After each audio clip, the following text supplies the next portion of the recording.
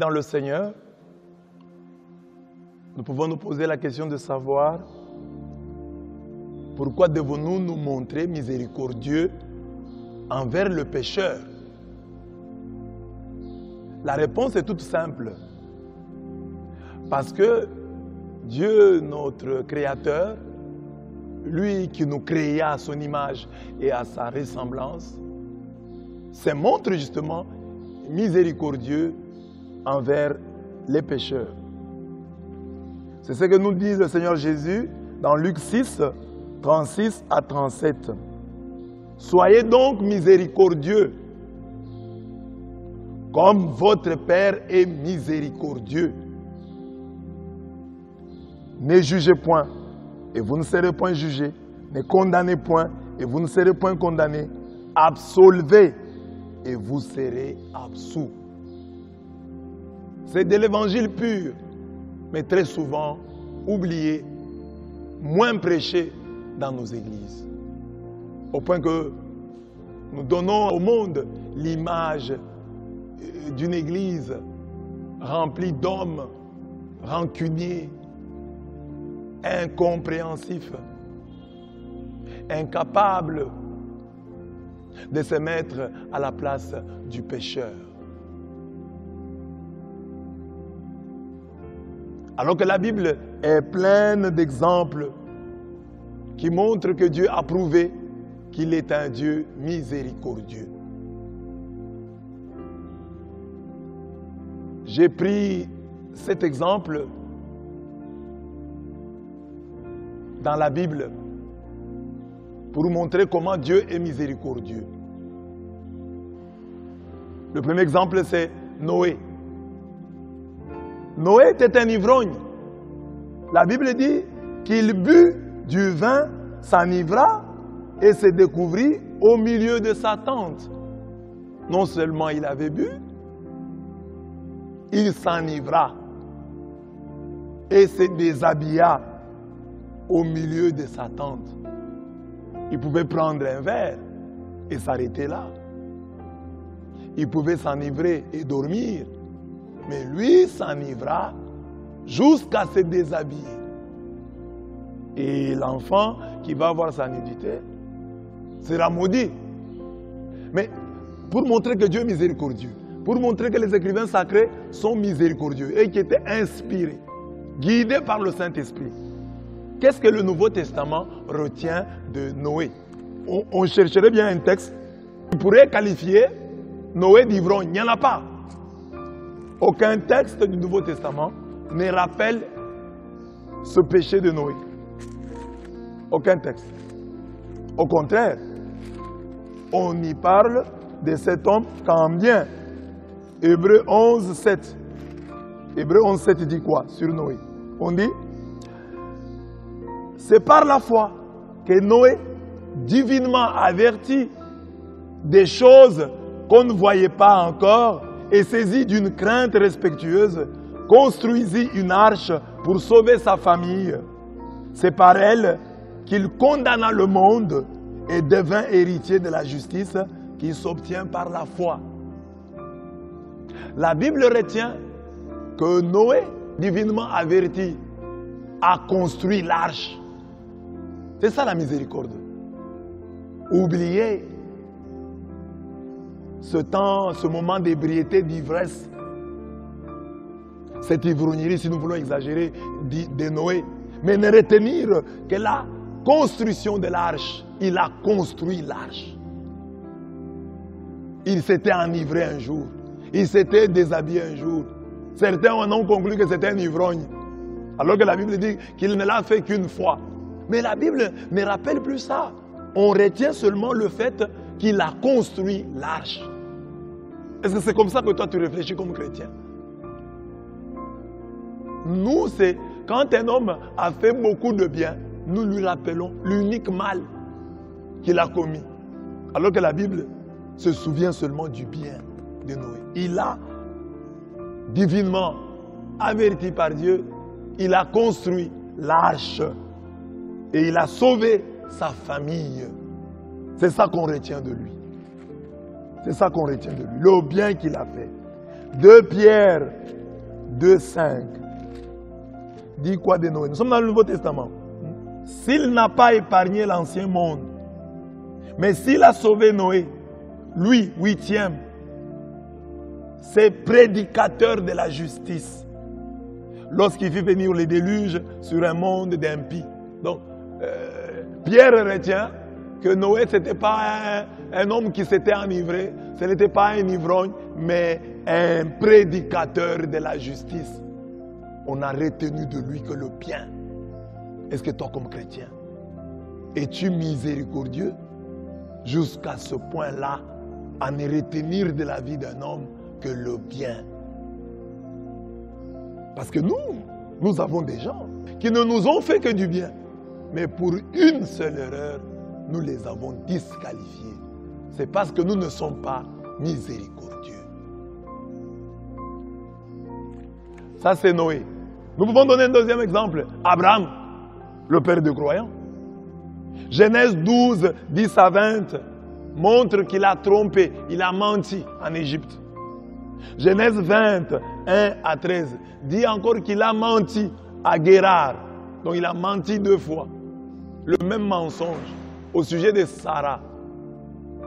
Il dit par peur, parce qu'il ne voulait pas avoir de problème, il croyait qu'on pouvait le tuer, parce que Sarah était très belle, et que Sarah était sa femme, et que des hommes qui pouvaient tomber amoureux de Sarah pouvaient facilement le tuer. Alors il dit, Sarah c'est ma sœur, je suis le frère de Sarah. Et il a eu la vie sauve. Et chaque fois Dieu est intervenu pour le défendre. Dieu même a demandé à Abimelech de se mettre à genoux pour que Abraham prie pour lui. Alors qu'Abraham trompe. On peut essayer de sauver ici Abraham en disant non, en réalité il n'a pas trompé, c'était vraiment sa sœur comme la Bible elle-même le dit. Mais c'est un mensonge, même s'il est pieux. C'est un mensonge. Notre Père dans la foi a menti. Qu'il n'ait pas dit la vérité, qu'il ait dit une partie de la vérité. En tout cas, Abraham ici devait dire Sarah c'est ma femme. Parce qu'Abraham avait les promesses de Dieu, que Dieu le garderait. Là, nous sommes en Genèse 20. Dieu ne lui a pas encore donné Isaac. Dieu n'allait pas quand même accepter qu'Abraham puisse mourir. Abraham, le père de croyants, en mentant, a quand même manqué de foi en Dieu. Lui, le père de croyants. Parce qu'il a cru qu'on pouvait le tuer. Alors qu'il était détenteur de promesses divines. Il pouvait dire non, on ne me tuera pas. Dieu n'a pas encore accompli ses promesses. Abraham a menti. On peut essayer de le sauver, mais il a menti. Le père de croyants a menti. À 2 reprises, d'après les textes. Genèse 12, Genèse 20. Mais, qu'est-ce que la Bible, le Nouveau Testament retient de lui? Jacques 2, 23, l'appelle l'ami de Dieu. Mais un homme qui a menti à 2 reprises, qui a repris le même mensonge 2 fois. Mais la Bible l'appelle ami de Dieu. Et ça, c'est un titre particulier. Ami de Dieu. Hein? Jésus dit, je ne vous appelle pas serviteur, je vous appelle ami. Parce que je vous dis tout. Et Abraham était prophète. Dieu ne fait rien sans en avoir informé ses serviteurs, les prophètes. Donc Abraham devait savoir qu'on ne le tuerait pas pour Sarah, que Dieu le garderait. Mais il a menti. Mais malgré ça, la Bible l'appelle ami de Dieu. Parce que Dieu retient le positif. Quand Dieu a dit à Abraham, malgré ton âge, tu auras un enfant avec Sarah. Malgré l'âge de Sarah, Abraham a cru. Et la Bible dit, Jacques 2, 23, ainsi s'accomplit ce que dit l'Écriture. Abraham crut à Dieu et cela lui fut imputé à justice. Et il fut appelé ami de Dieu pour avoir cru que Dieu était capable. Malgré son âge avancé, malgré l'âge avancé de Sarah, Dieu était capable de lui donner un enfant. Pour ça, Dieu l'a mis sur la liste des justes, l'a considéré comme saint, n'a pas regardé son mensonge, son double mensonge. Donc, Dieu est miséricordieux en ce sens qu'il regarde dans nos vies le positif. Il retient le positif. Il n'est pas comme nous. Nous, nous rejetons des gens de bien pour une erreur commise. Une seule suffit pour décrédibiliser, pour discréditer quelqu'un à nos yeux. Dieu n'est pas ainsi parce qu'il est miséricordieux. Nos péchés, il les écrit sur le sable. Les biens que nous faisons, il l'écrit sur le roc. C'est-à-dire, il oublie nos péchés, mais se souvient du bien que nous faisons. Un autre homme, à travers qui Dieu a montré sa miséricorde, c'est Moïse. Moïse était un colérique. Exode 32, 19 à 20 nous montre cette colère. C'était quand même une colère que toi tu n'as pas, que moi je n'ai pas. Mais Moïse l'avait. Mais il n'a pas poussé Dieu à rejeter Moïse. Genèse 32, 19 à 20. Et comme il approchait du camp, il vit le veau et les danses. La colère de Moïse s'enflamma. Il jeta de ses mains les tables et les brisa au pied de la montagne. Les tables de la loi. Là où étaient écrits les 10 commandements. À cause de la colère, il jette, il brise ces tables de la loi au pied de la montagne. Et qu'est-ce qu'il fait encore? Il prit le veau qu'ils avaient fait et le brûla au feu. Ça va. Il le réduisit en poudre. Ça va. Il répandit sur cette poudre à la surface de l'eau. Ça va. Mais il fit boire les enfants d'Israël. Donc, le veau d'or était en or. Les gens l'ont adoré. Quand il revient dans sa colère, il brise les 10 commandements. Il prend le veau d'or là. Il le brûle au feu. C'est de l'or. Il prend ce veau là, il le réduit en poudre. Il prend cette poudre là, il met dans l'eau et oblige les Israélites à consommer cette eau. Quelle colère! Il brise. C'est comme si toi tu étais fâché, tu rentres de la prière, tes enfants ont commis une erreur, tu brûles la Bible par colère. Qui va comprendre cette colère?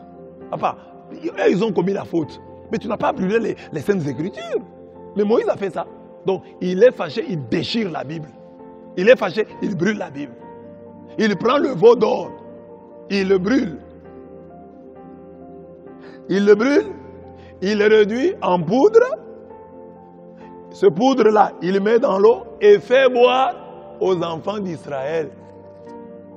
Quelle colère!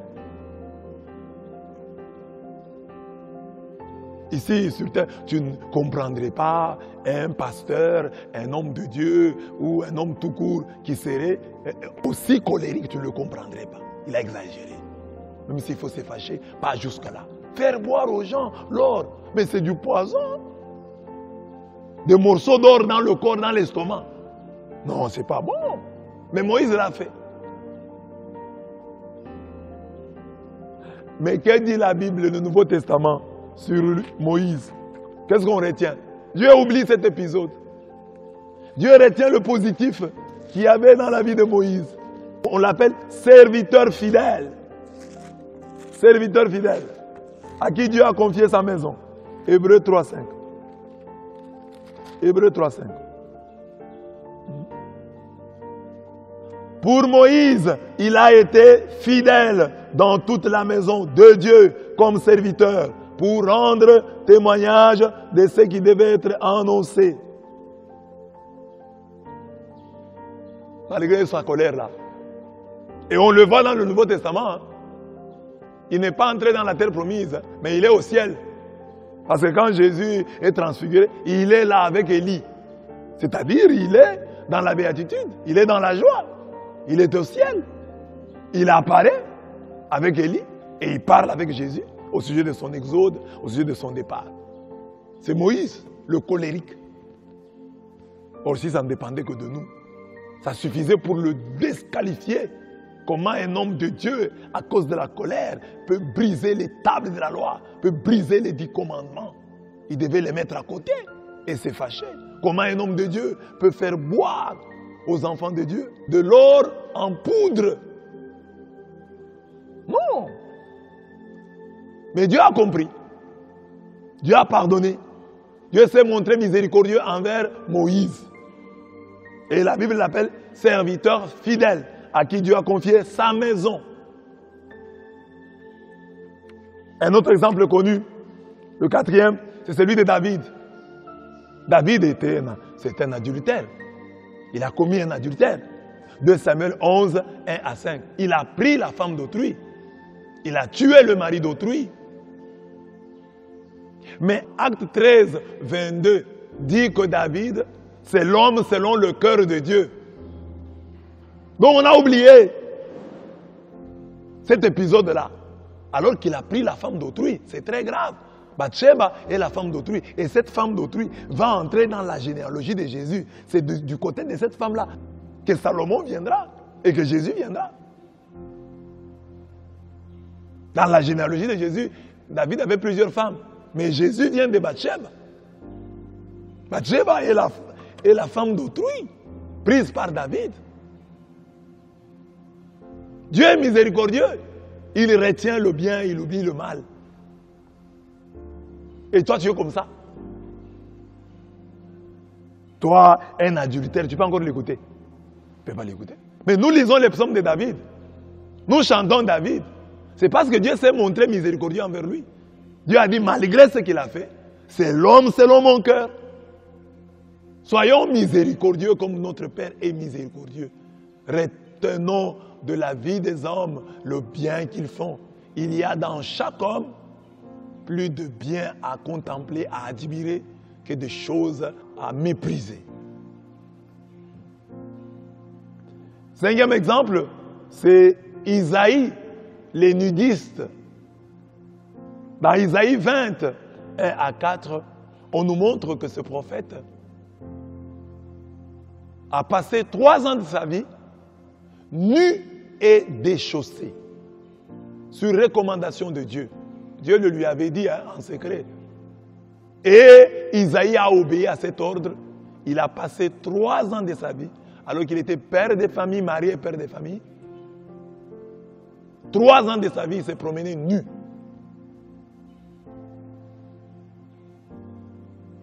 Là, c'est difficile même de parler de miséricorde, parce que c'est Dieu qui le lui a dit. Mais c'est lui qui dit que c'est Dieu qui lui a dit.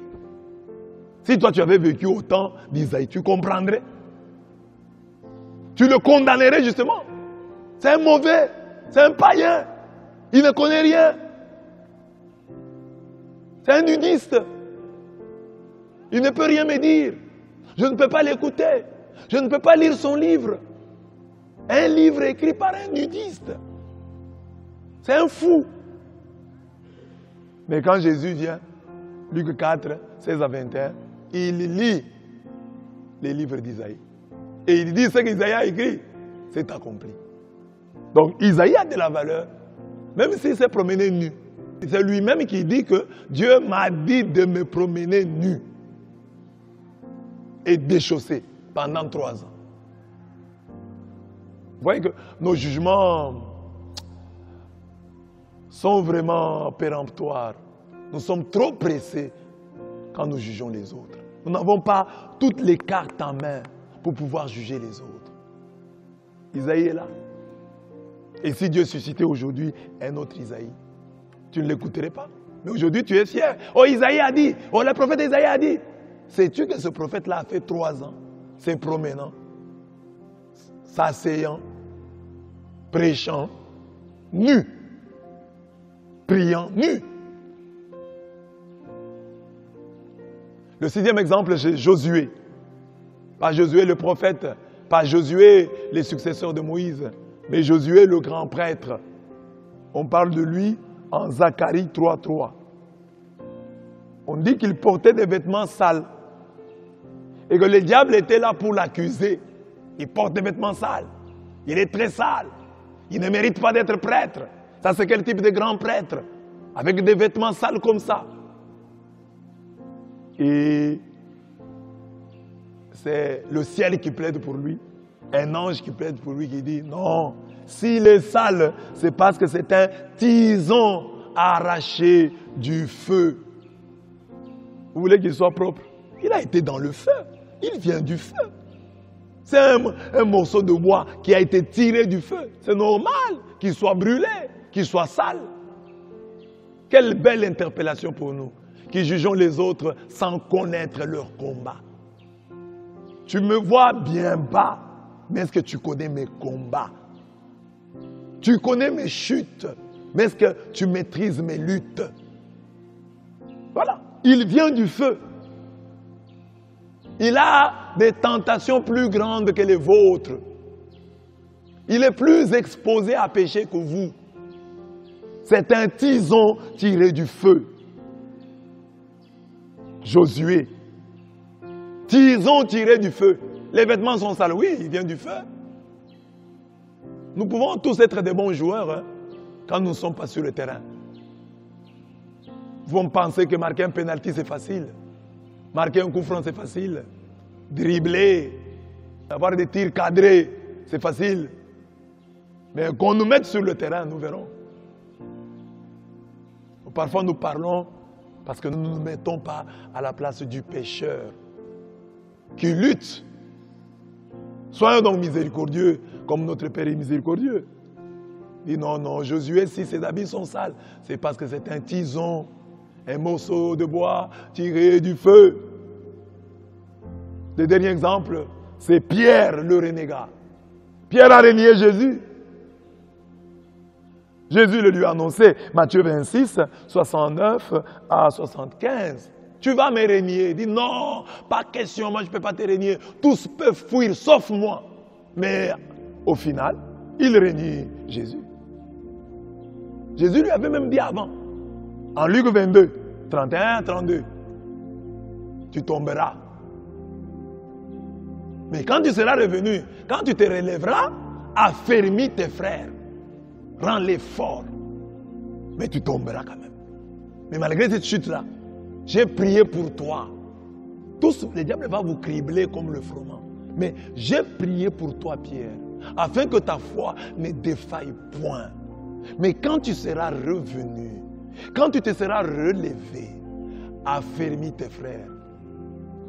Après sa chute, Jésus ressuscité lui apparaît. Il lui pose la question. Comme il avait régné 3 fois, à 3 reprises, il lui pose la question. M'aimes-tu? M'aimes-tu? M'aimes-tu? Et chaque fois, Simon-Pierre dit, je t'aime, je t'aime, je t'aime. Et Jésus lui dit, occupe-toi de mon troupeau, paie mes agneaux, paie mes brebis. Il lui confie la responsabilité, alors qu'il sait qu'il a régné. Donc le Seigneur ne regarde pas le mal que Pierre avait fait. Il regarde le bien qu'il peut faire. Il ne regarde pas la faute que Satan lui a fait commettre. Parce que Satan nous pousse à la faute. Et Dieu ne fait pas le jeu de Satan. Quand Satan nous pousse à la faute, Dieu vient nous repêcher. Il nous repêche, nous les pécheurs. Et Dieu a considéré qu'il avait investi en Pierre. Son investissement en Pierre était tellement grand qu'il ne pouvait pas le rejeter pour cette faute ponctuelle commise. C'est ainsi qu'il dit, même si tu m'as renié 3 fois, je te donne l'opportunité de me déclarer ta flamme, ton amour, à 3 reprises. 3 fois, tu m'as renié 3 fois, tu vas me déclarer ton amour 3 fois. Je t'aime, je t'aime, je t'aime. Je te confie mon troupeau. Je sais que tu es faible, mais je te confie. C'est ça la miséricorde. Un homme qui a régné le Christ peut diriger l'Église.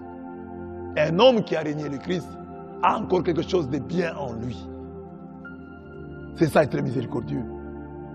Quand tu ne vois rien, sache que Dieu voit le bien. Il n'y a rien dans sa vie. Dieu voit le bien qu'il fait. Quand tu ne vois que ses vices, Dieu connaît ses sacrifices. C'est lui dont tu ne vois que le mal. Dieu peut faire de lui un canal. Quand tu ne vois que mes torts, Dieu sait où je suis fort.